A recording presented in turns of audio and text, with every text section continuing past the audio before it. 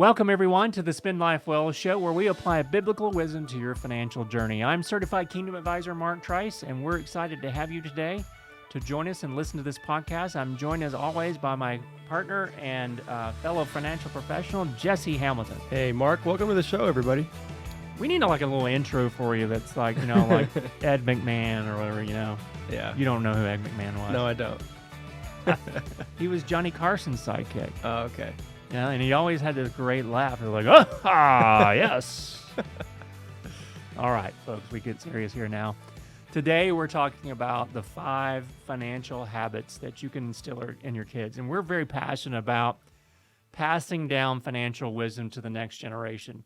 If maybe you or you and your spouse haven't really managed the money the way you had hoped to, you can do things to make sure your kids have great financial habits going forward. So today, we've got 5 to kind of talk about things you want to instill your kids. We're basing our topic today is really off of Proverbs 22:6, which, of course, many of you know, train up a child in the way he should go, even when he is old, he will not depart from that. Is there things you learned as a kid that you still do to this day because you were trained?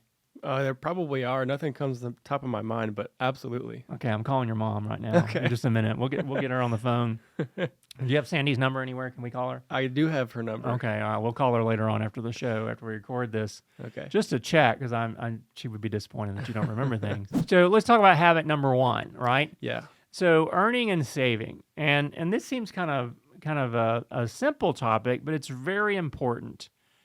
Jesse, you wanna explain to your kids the significance of the value of money and hard work. Yeah, and I've told this story on the podcast before, but when I was a little kid, we had a big storm, and my dad asked me if I wanted to make some money, and I said, of course I do.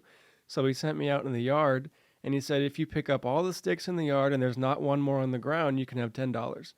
And I still remember that story. That was the first time I earned my own money. How many times did it take you to actually not miss a stick? A while. Yeah, It took a long time. That's like telling my kids to pull the weeds, and it's like, you walk outside, and it's like, did you pull any? Oh, yeah, I got a lot. It's like, no, there's some there, there's some there. Right. So you want to explain that significance to your children, and a great way to do that is through some chores. Yeah.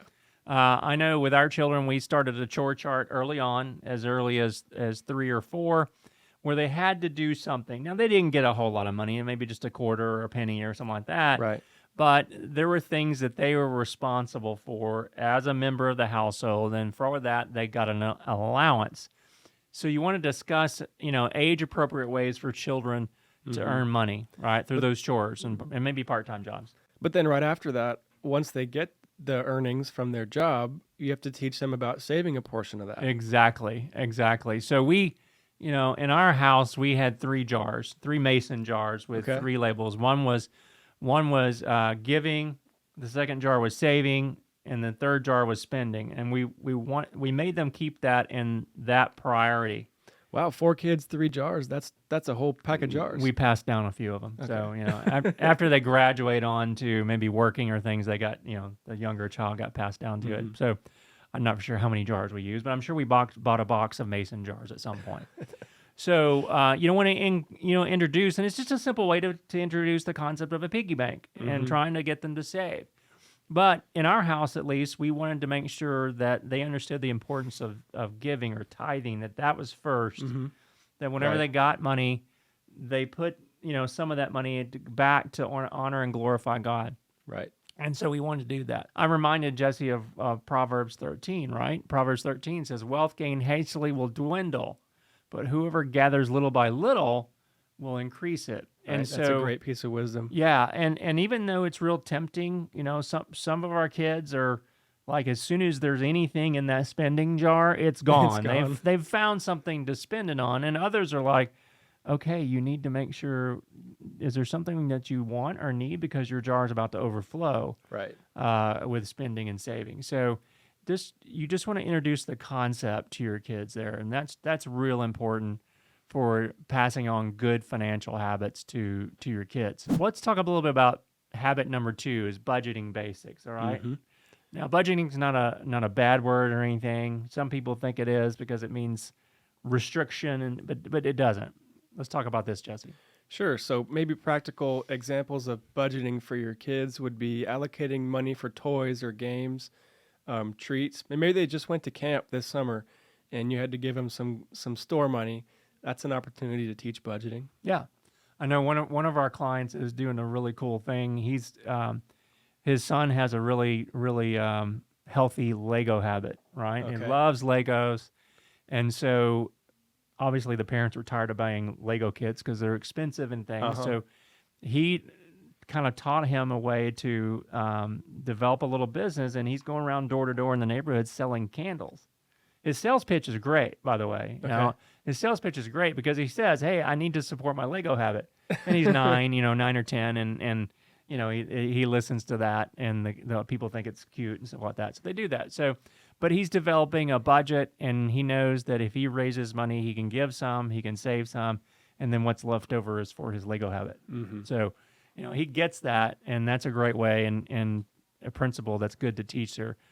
Jesse, what about remind me Luke 16? What's Luke 16 Yeah, think about Luke budgeting? 16:10 says, "One who is faithful with very little is also faithful in much, and one who's dishonest with a little is also dishonest in much.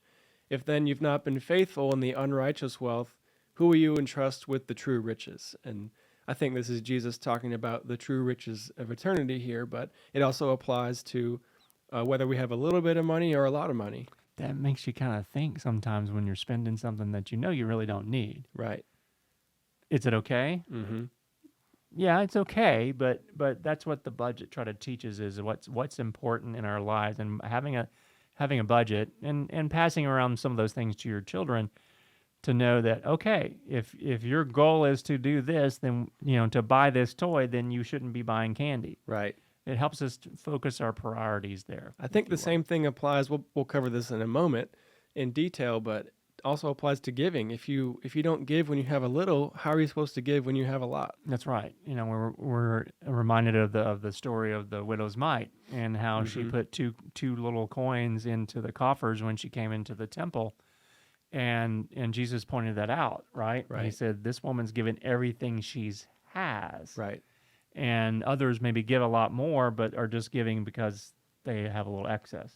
Mm-hmm. So that giving concept is real important. So habit number 3 is delayed gratification. Boy, this is the hardest thing to do for a child, is to wait. You've seen those videos that they have where they put a cookie in a room with a child, Yeah, right? I've seen And they those. say, if you can stay in here and not eat this cookie for 3 minutes, we'll give you 5 cookies, something like that. And Yeah. they run these experiments, and about 90% of the kids just can't make it to 3 minutes because that cookie looks really good. And it makes a really good video. Oh yeah, a funny video too. But that teaching that concept of delayed gratification is really, it will help your children make thoughtful spending decisions later in life. Right. So, we've all been in situations where we wanted to have something and we maybe just couldn't wait. And I think Right. for adults, sometimes that's buying a house from being a renter going to be a homeowner, and we just can't wait to buy that house. And so rather than save up enough of a down payment that would put you in a good financial situation, we'll find someone that'll do 100% financing. Yeah. And that's not a good situation. So this is important to teach your children the concept of delayed gratification, so that they later in life will make good financial decisions, that they don't rush to make a decision. There was a saying, and I don't know if it was Dave Ramsey or someone else, but it's like, if you really need that thing, wait 24 hours and just see Yes. if you really have that same desire 24 hours later. I've applied that to myself because I like gadgets and things like that. Sure. And a lot of times, like, yeah, no, I don't need that, or yeah, I still want that. I want to do that.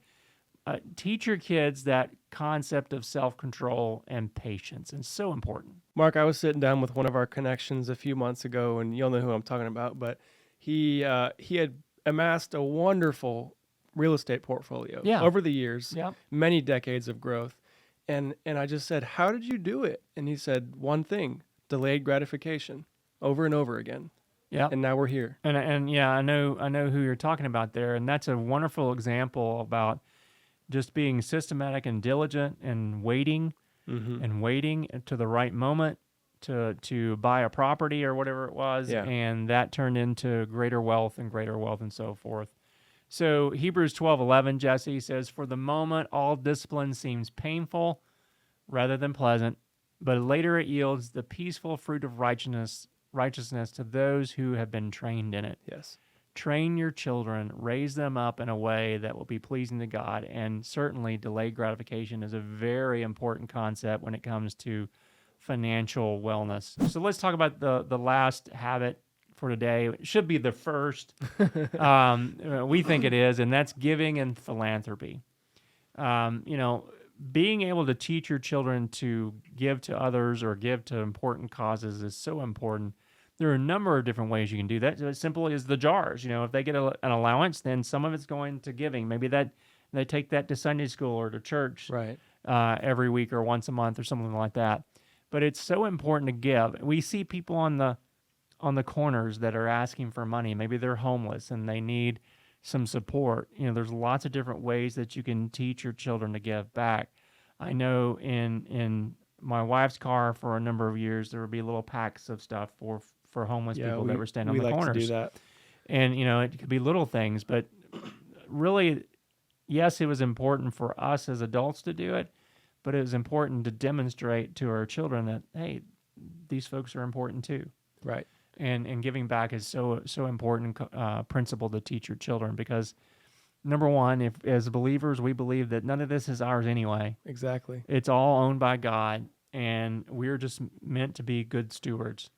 And yes, there is scripture that says to tithe and so forth. There's no set rule with that. That has to be a very important process for you spiritually to see where God is leading you to give.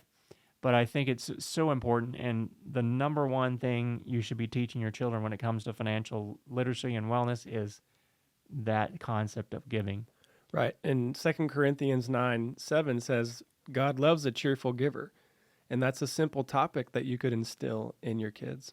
But an obedient giver too. Yes. I think for me in my journey, the concept of tithing was at first for many years just an act of obedience, because I felt, okay, this is what Scripture said. I feel like this is what God's telling me, and so I wanted to obey.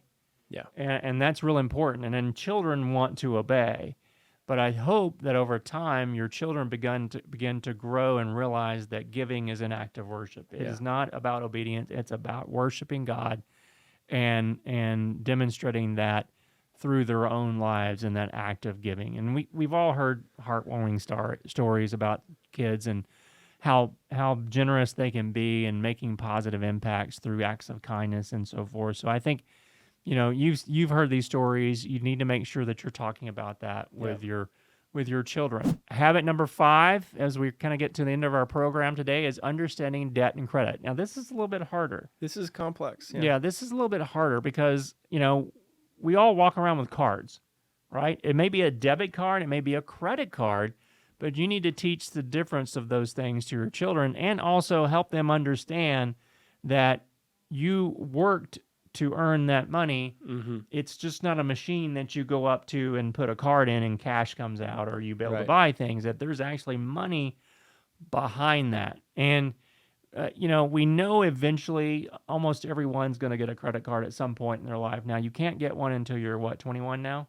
I'm not sure about the rules. Okay, so they changed those rules and so forth. It may be 18. You want to start with your child, if they're old enough to open a youth savings account or banking account that maybe has a debit card attached to it. And then you need to teach them how to balance their checkbook. I know you don't do this. No one ever does this. But you need to teach them that, if you use that debit card, money is coming out of your account. And so you need to look at that, because we don't want them to develop bad credit habits. I know I messed up as a young man relying on credit for things because I thought it was just easy money. Right. And it's a trap, because Proverbs 22:7 says the rich rules over the poor and the borrower is slave to the lender. And that word slave is a strong word, but it's so true. If we are indebted to someone else, that person owns us. Right. That person owns us. So in summary, Jesse, let's kind of wrap up, the 5 financial habits, Okay.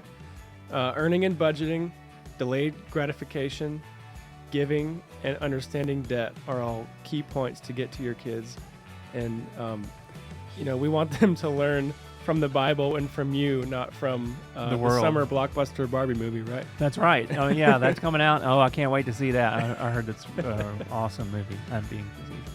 Yeah, because they will learn the habits that they see through the movies, through consumerism, through you, and that for parents, folks, they're going to learn most of their habits that will carry through adulthood by simply watching you. Yeah. And if that scares you, then you probably need to make some changes right now. And we're happy to help you with those things. We have lots of resources on our website at clearvistafinancial.com. You can also subscribe to our podcast to get regular updates to different things. Hey, and give us a review. Give us a couple of stars or 5 if that's the most. That'd be great if you could give us a review. And if you like what you're hearing and you learned something today, just share it with your friends. We'd love to spread the word. Good. Yeah. And so until next time, folks, we hope you have a blessed week. You've been listening to the Spend Life Well Show.